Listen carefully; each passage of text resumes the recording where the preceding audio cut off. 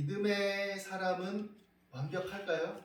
어떻게 보면 너무 단순한 질문이기도 하고 또 당연한 답을 가지고 있고 우리가 상식적으로는 알 수 있는 질문이죠. 그리고 또 물어볼 수 있습니다. 믿음의 가정은 완벽할까요? 그렇지 않죠. 우리가 지금 본문을 읽고 또 곁들여서 로마서 말씀도 함께 읽었는데 이 말에 대해서 우리가 질문을 받으면 신앙인이라 할지라도 근본적으로는 완벽하지 않습니다라고 누구나 말은 할 거예요. 그렇지만 또 경우에 따라서는 완벽을 추구해야 되고 흠이 없도록 해야 되고 다양한 이야기들을 또 할 사람들도 있을 겁니다. 신앙이 또 특별히 우리에게 기독교 안에 있는 하나님을 믿는 이 신앙이 그 사람 또 그 주변의 관계를 항상 밝고 아름답게 만들어주고 그것을 누리는 것을 저절로 보상하느냐라고 했을 때 그것은 아닙니다. 그것을 보장하고 있지 않죠.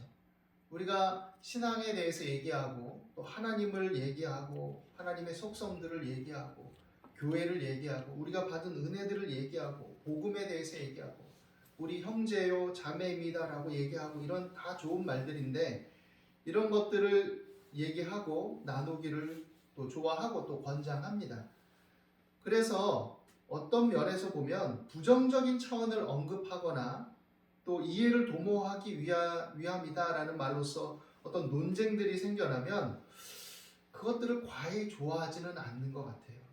그런 것들이 생길 때는 오히려 좀 꺼려하고 회피하는 것이 현실입니다. 왜냐? 하나님 안에서 우리는 화평을 도모해야 되고 또 서로 용서해야 되고 또 이렇게 긍정적으로 생각해야 되고 서로 그렇게 다 덮어주고 이래야지 이렇게 논쟁을 도모하고 이렇게 갈등이 있고 이런 거는 불편하거든요. 그런데 우리가 사랑, 화평 이런 거 다 좋은 얘기지만 사랑과 화평이라는 것들이 친절이라는 것들이 용서라는 것들이 그냥 아무 뜬금없이 맥락 없이 주어지는 건 아니라는 것을 좀 이해될 필요가 있습니다. 하나님께서 우리가 은혜를 통해 믿음으로 구원받는다고 했을 때 그것은 분명히 옳은 말이고 하나님의 은혜를 믿는 믿음이 모든 것을 다 덮는 구원의 완성이요 능력이라고 말할 수 있지만 그 안에는 실제적인 내용들이 있고 맥락들이 있는 거죠. 하나님이 우리에게 사랑을 표현해 줄 때 난 너를 사랑해 이 말로 끝난 게 아니라 이 사랑을 위해서 인류의 역사 속에 개입해 들어오셔서 오랜 세월 동안 인간에게 부여해 주신 자유의지와 지정의를 통해서 그것들을 그냥 침범하지 않는 차원들 속에서 존중하시면서도 철저하게 개입해서 지혜롭게 이루어 가신 그 모든 맥락과 과정들이 있거든요.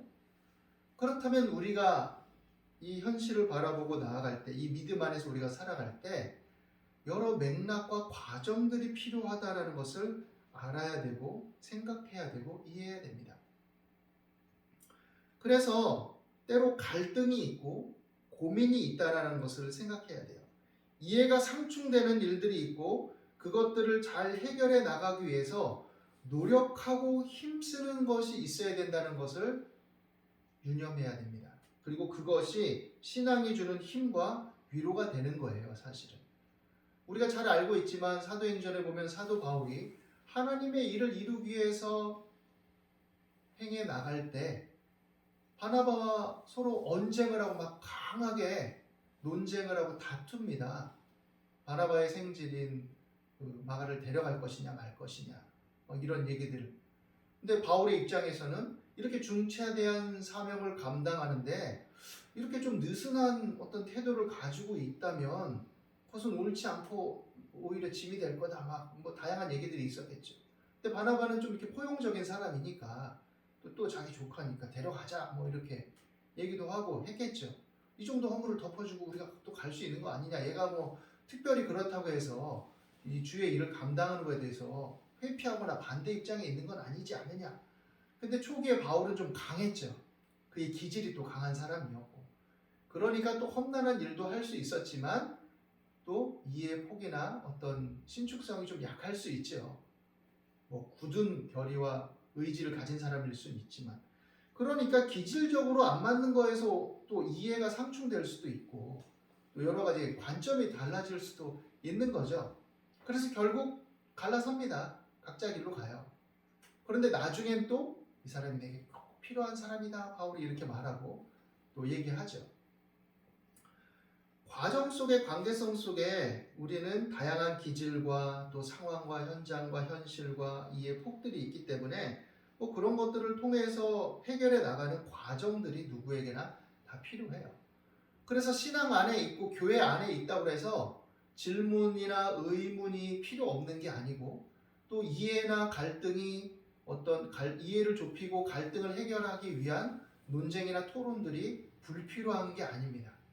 흔히 우리가 무턱대고 믿어, 일단 믿어라고 이렇게 목사님들이 가끔 얘기하는 경우도 있고 신앙인들이 그렇게 얘기하는 경우 있는데, 그것은 의미를 잘 파악해야 돼요. 그것은 궁극적으로 하나님을 신뢰해, 예수님의 십자가의 은혜를 신뢰해라는 말로서 귀결될 수는 있겠지만, 그러나 과정과 절차를 무시하는 말로서 다가올 때는 문제가 될 수 있는 말이다라는 것을 알아야 됩니다. 하나님을 신뢰하고 또 기도하고 말씀을 통해서 우리가 살아가고 있지만, 그러나 그 과정 속에 그것을 적용하고 그것의 이해를 깊게 하고 추구하기 위해서는 여러 갈등과 또 삶의 맥락의 이해들이 필요하다라는 것들을 생각하게 되기를 바랍니다. 야곱 가족, 우리가 함께 읽은 오늘 이 본문에 등장하는 야곱 가족. 야곱은 어떤 사람입니까? 하나님께 복받은 사람이에요. 기이한 이적과 은혜를 체험한 사람입니다. 신앙적인 경험이 있고 믿음의 조상으로서 어떻게 보면 굉장히 중요한 인물로 칭송되는 사람이기도 합니다. 이스라엘 12지파 조상의 직접적인 아버지인 사람이에요. 그런데 우리가 잘 알고 있지만 오늘 한 부분만 우리가 읽은 것이긴 하지만, 그 가정은 어땠습니까? 사실 오늘날에 이렇게 우리가 뭐 여러 다양한 인간의 심리와 또 뇌와 뭐 이런 것들을 연구한 다양한 저서들이 있잖아요. 책들이 있잖아요. 그런 관점으로 다가가 보면 세상 또 이런 역기능적인 가정도 없어요. 가정에 여러 가지 상처와 갈등들이 있고 막 복잡한 가정입니다. 힘든 가정이에요. 그리고 예기치 않고 원치 않았던 결혼을 해서 야곱 자체도 굉장히 부담과 힘겨움을 늘 안고 지고 가는 그런 사람입니다. 원래는 라헬하고만 결혼하기를 원했는데 외삼촌 라반이 그의 노동력을 착취하고 또 그를 하나님이 묘하게 사용하셔서 복 주시는 것을 알고 이용해 먹으려고 그가 이제 농간을 부리죠. 그러다 보니 아내가 원치 않게 4명이나 되는 결과를 초래하게 되죠. 그러니 그런 상황 속에 많은 이해 다툼 속에 고민해야 되고 조율해야 되고, 그 사이에 태어난 자녀들 사이의 관계성 속에서 여러 벌어지는 일들이 힘겨움으로 다가오고, 야곱 개인을 보면 험한 세월을 지난 겁니다. 그리고 가까스로 이제 라반의 집에서 탈출해서 하나님 은혜로 고향에 정착을 했는데, 문제는 지속되는 거예요. 문제는. 오늘 우리가 읽은 말씀에 보니까 야곱은 특별히 요셉을 애틋하게 여겼습니다. 편애했어요. 왜냐? 자기가 정말 사랑하는 라헬을 통해서 태어난 자녀이기 때문이기도 했지만 라헬이 죽었어요. 그 고향에 돌아오고 정착하는 그 과정 속에 죽었습니다. 요셉의 동생 베냐민을 낳다가. 그러니까 라헬을 통해서 태어난 애는 요셉 하나잖아요. 요셉, 베냐민 이 둘이잖아요. 근데 어쨌든 이 요셉이 너무 애틋한 거죠. 그래서 요셉을 또 편애했습니다. 그리고 요셉에 대해서 형제들은 그러니까 질투를 했죠. 버릇없는 건 아니었지만 그 형제들 입장에서는 아버지가 편애하는데 맨날 입 바른 소리만 하고, 또 형제들이 좀 뭐 잘못하고 이러면 그것은 옳지 않다고 가서 뭐 아버지한테 일러 바치고, 뭐 옳고 그름을 따질 때는 옳은 것일 수 있겠지만 형제들 입장에서는 되게 얄미울 수 있죠. 아버지의 사랑받고 채색 옷을 입고 그러면서 뭐 형제들 잘못 가면 아버지한테 다 히시콜콜 일러 바치고, 그러니까 저 자식은 맨날 잘난 척만 한다, 얄밉다, 이렇게 될 수 있겠죠. 결정적인 문제를 일으키는 촉발하는 사건이 발생했는데 요셉이 꾼 꿈입니다. 이 꿈을 통해서 물론 하나님께서는 비전을 주시고 또 장차 요셉을 어떻게 사용할 것인지에 대한 어떤 하나님 차원에서의 꿈으로서 나타내 주신 것은 맞지만 그럼에도 불구하고 이 꿈을 다루는 요셉은 너무 직접적이고 선명했어요. 그래서 형제들이 다 요셉 앞에 엎드리는 그런 존재가 되는 거죠. 그런데 한 번만 얘기했으면 좋은데 또 꿈을 꿨어요. 해와 달과 11별이 이제 절을 하는 꿈을 꾼 거죠. 이제 몇 집단이 아니라. 그러니까 이제는 뭐 아버지, 어머니, 뭐 형제들이 다 엎드려 절하는 존재, 왕 같은 존재. 또 어떤 차원에서 보면 그 가정의 장자를 계승할 존재처럼 거의 뭐 베냐민을 빼고는 말제가 형들 앞에서 그렇게 얘기를 하는 거죠. 그러니까 이게 사랑받으니까 간이 배 밖으로 나왔나? 지가 뭐 아버지의 직접적인 장자 영적인 축복을 계승할 거란 말이야. 형제들이 이제 부글부글 하는 거죠. 아버지가 요셉을 꾸짖습니다. 또 얘기하니까. 처음 꿈을 얘기했을 때 형제들이 막 시기하고 미워하고 이런 게 다 티가 났을 텐데도 그러면 좀 자기를 살리면 좋겠지만 요셉은 그냥 그걸 또 얘기해요. 얘기하니까 아버지가 형들과의 관계 여러 가지를 생각해서 꾸짖습니다. 막 꾸짖어요. 그런 얘기 뭐 네가 꿈꾸이 뭐냐? 나와 네 어미와 형들이 다 너한테 절할 거란 말이냐? 이러면서 막 입을 막죠. 한편은. 그렇지만 형제들은 시기했지만 아버지는 이게 뭔가 의미가 있는 꿈이구나. 두 번 연거퍼서 또 그렇기도 하고 하나님께서 어떤 뜻이 있으신가라고 생각을 하게 됩니다. 오늘날에 우리가 꾸는 모든 꿈이 하나님 주시는 어떤 계시적 의미로서 발휘가 되는 건 아니에요. 때때로 하나님이 꿈을 통해서 뭐 개입해 주실 수도 있겠지만 일반적으로는 우리 심리적 정신적 작용이라는 것이 더 가깝죠. 그러나 때로는 하나님의 개입도 있죠. 이 당시에 뭐 그럼 꿈의 질이 다르냐? 이 당시에도 꿈은 일반적인 거죠. 그러나 고대 사람들은 그것을 통해서 또 뭔가를 의미를 찾으려는 노력들을 한 것도 있고 특별히 이런 경우에는 하나님의 개입 속에서 일어나는 일종의 하나님의 예지적 그런 꿈으로서 등장하는 경우들이 있었던 것이죠. 이런 것 속에서 이제 형제들은 시기하고 질투하게 되고 우리가 알고 있는 스토리이긴 하지만 결국에 요셉을 노예로 팔게 되는 그런 사건이 일어납니다. 처음엔 죽이려고도 했지만 그러나 하나님의 계획과 섭리 속에서 유다의 어떤 중간적인 중재 속에서 노예로 팔게 되죠. 이런 사건이 일어난 이 가정 어떻습니까? 정말 믿음의 가정다운가요?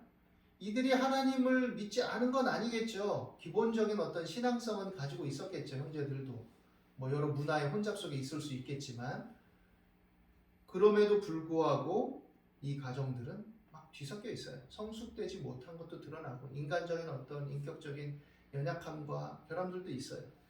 중요한 거는 그럼에도 불구하고 하나님이 그 지질이 궁상맞은 또 부족하고 결함이 있는 이들 속에 개입해서 이들을 어루만지시고 치료하시고 회복하기를 원하신다는 겁니다. 그런데 하나님께서 그렇게 사랑하셔 이것이 삶을 살아갈 때 다른 대상들을 만날 때 아무렇게나 해야 될 명분을 주는 건 아니죠. 아브라함도 하나님의 사명을 받고 본토 친척 아비집을 떠나 가나안에 입성했을 때 자기 어떤 그 이방 어떤 부족에 왔으니 그 당시에 어떤 치안이나 또 사회적 문화적 상황 속에 생명의 위협도 느낄 수 있고 이러지만 아내를 누이라 속이고 거짓말하고 이런 것들을 통해서 물론 아비멜렉이 그걸 명분 삼아서 그런 거긴 하지만 통해서 거짓말을 하고 이랬을 때 사회적인 관계에 있어서는 이방 왕에게 책망도 받아요. 물론 아이러니한 것은 하나님의 개입 속에 아브라함이 기도함을 통해서 그에게 다가갈 하나님의 진노를 하나님이 막아주시고 그의 선지자됨을 또 하나님이 드러내주시긴 했지만 그러나 일반적인 관계에 있어서는 그가 책망받을 일이 있을 때는 책망을 받게 되는 일들도 일어나죠. 그러니까 인간적인 연약함이나 결함들은 우리가 가지고 살아가게 된다라는 것을 이해해야 됩니다. 그렇기 때문에 그 속에서 치료와 회복이 필요한 거예요. 관계들이 균열이 일어나고 깨어질 때 결국은 하나님이 원하시는 것은 용서와 사랑으로 통합되기를 원하시는 거죠. 그런데 우리가 기억해야 될 것은 이러한 용서와 사랑의 통합이 무조건 기도만 하면 돼. 물론 기도해야 되죠. 그러나 우리가 기도한다고 해서 밥상이 차려져 있는데 밥을 내 입으로 밥이 저절로 들어가진 않아요. 일반적인 상식과 원리 속에서 일하고 계신다는 것을 우리가 이해해야 됩니다. 왜? 하나님이 그런 질서들을 만들고 부여하신 분이기 때문에. 우리에게 부여된 의지를 가지고 그것을 떠서 내가 식욕을 따라 입에 넣어야 되는 거죠. 씹고 소화시켜야 되죠. 몸의 기능을. 그래서 몸의 기능도 돌봐야 되는 거죠. 마찬가지로 일방적인 강요나 어떤 개념을 말한다고 해서 그런 치료와 회복이 무조건 일어나는 게 아니에요. 그 속에서 그간의 경험이 필요하고 경험에 대한 이해와 재구성들이 필요할 때가 있습니다. 지나간 삶들을 돌아보면서 반성적으로 성찰을 하고 현재 문제가 왜 일어났는지에 대해서 대화도 하고 생각도 하면서 또 때로 하나님 말씀을 통해서 그것을 더 비춰보고 기도하면서 하나님의 지혜와 아이디어를 구하고 내 마음의 깨달음을 구하고 하나님의 도우심을 통해 이런 것들이 필요하죠. 그리고 나서 잘못이 있고 문제가 있을 때 고백하고 말하는 것들도 필요하죠. 자기만의 억울함과 고통을 넘어서는 상호 이해와 인간에 대한 연민과 긍휼이 필요한 겁니다. 사실 이 요셉, 야곱 가정의 이 스토리도 결국 이런 과정들을 거쳐서 용서와 사랑의 통합으로 나아가게 되잖아요. 그리고 그 속에서 이 과정을 통해서 하나님의 섭리를 발견하게 되는 겁니다. 그래서 인간들 사이에서는 일종의 성찰과 고통에 대한 어떤 애도의 과정들이 필요하고 반성이 필요한 거예요. 그리고 이해를 추구하는 과정이 요구되는 상황들이 있다라는 것들을 생각해야 됩니다. 그렇지 않고 성급하게 강요하면 오히려 문제가 생기죠. 하나님이 용서하라 그랬어. 그러니까 무조건 용서를 막 빨리 해야 돼. 이렇게 강요하면 안 되죠. 장례식장에 갔을 때 흔히 우리가 그런 오류에 빠지는 경우들도 있어요. 가족을 잃은 슬픔 속에 있는데 그래도 천국 갔잖아. 그럼 기뻐해야지. 뭐 이렇게 너무 슬퍼하면 안 돼. 그렇게 도달돼야죠. 결국은 우린 소망이 있으니까. 그런데 애도의 과정이 필요한 거예요. 이별이잖아요. 그죠? 소망은 있지만 이별이니까 그 이별을 받아들이고 또 추모하고 그 속에서 정돈할 과정이 필요하죠. 그리고 그것을 잘 적응해내고 이해하고 또 떠나간 가족들을 이렇게 기억하면서 다시금 또 기억을 재구성해서 성찰도 하고 이러면서 가족들이 통합도 하고 용서하고 이렇게 그 속에서 애도한 이후에 그래도 감사하죠. 주 안에서 우리가 소망이 있습니다. 이렇게 말하는 과정이 필요한데 그냥 일방적으로 주님 믿고 갔는데 뭐 이렇게 해서 지나치게 울고 그래 이렇게 말하면 그거는 결론적이고 궁극적으로 도달해야 될 말이긴 하지만 그 과정을 무시한 일종의 그릇된 권면이 될 수 있고 잘못된 이해가 될 수도 있는 거죠. 그렇기 때문에 옳은 말이라도 상대의 상황과 또 나의 상황과 관계성 속에서 다루지 않으면 의도는 그렇지 않아도 결과적으로 그것이 폭력적이 될 수도 있다는 것을 생각해야 됩니다. 그 사람이 정말 폭력을 행하려고 한 건 아니지만 그렇게 귀결될 수도 있다는 것을 생각해야 돼요. 그래서 신앙의 명료성이 필요하지만 신앙의 명료성이라는 것이 이해를 추구하고 분석하고 통찰력 있는 사고를 무시해도 된다라는 말이 아니라는 것을 그리스도인들은 늘 생각해야 됩니다. 그래서 원만한 이해에 이르러야 돼요. 그리스도를 아는 것과 경험하는 것이 통합된 지식이 되도록 그 경험적 맥락 속에서 그리스도를 아는 지식들, 하나님의 말씀에 대한 교훈들, 여러 가지 알려주는 말씀들, 율법의 의미들을 생각하고 사고하고 조합하고 통찰하고 이해하는 과정들이 필요한 것이죠. 이것이 결여되면 종종 우리는 여러 사건과 또 갈등들을 접하게 되고 그 속에서 그것들을 허용하시는 하나님의 섭리 속에서 하나님의 개입 속에서 경험을 통해서 그것들을 배워나가는 일들이 생겨나는 겁니다. 그 경험들이 나쁜 경험은 아니죠. 그러나 우리가 그것들을 도모하지 않고 그냥 너무 단순한 삶이 무조건 신앙의 명료성으로 최고라는 착각 속에 살면 그 관계에 대한 이해들을 우리가 놓치고 어리석은 결정과 판단 속에 살아갈 수도 있어요. 그때 때로는 하나님께서 우리 삶에 개입하셔서 아니면 또 우리가 그런 특별한 개입 유무를 따지지 않더라도 너무 단순한 이해 속에 나는 옳다고 행한 것들이 사실은 나는 정당한 것이었지만 어리석고 미련한 것이 되어서 관계성 속에 문제들을 만들어낼 수도 있다는 것이죠. 그리고 그것이 왜 문제입니까? 나는 바르게 말했는데, 옳게 말했는데, 잘했는데 왜 이게 다가오죠? 핍박 아닌가요? 이렇게 생각했지만, 그러나 어떤 사건이나 경험을 통해서 하나님은 그게 아니다라는 것을 자상하게 일러주시게 되죠. 야곱도 하나님의 복을 받을 목적과 열망을 가지고 아버지가 나한테 장제 축복을 해야 되는데 형 에서를 사랑해서 하나님의 뜻을 어기고 에서를 축복하려고 그러니까 이러면 안 되겠다. 자기가 하나님의 주권과 의지를 대신해서 어머니와 공모해가지고 어머니의 어떤 공모에 부응해서 아버지를 속이잖아요. 근데 하나님은 그때 어떻게 말하셨습니까? 나의 복을 열망하니까 네가 옳다 그러지 않으셨어요. 아버지를 속이고 형을 속인 것, 그리고 또 그렇게 교활한 방법으로 뭔가를 추구하려던 것, 네가 원하고 바라고 지향하는 것은 옳지만 이 과정은 잘못됐다라는 것을 철저하게 깨닫게 해주시죠. 그 삶에 개입하셔서. 야곱이 그 과정들을 통해서 라반 때문에 억울함은 있었지만 그러나 인격적으로 단련되고 그래도 성숙되는 과정들을 밟게 되죠.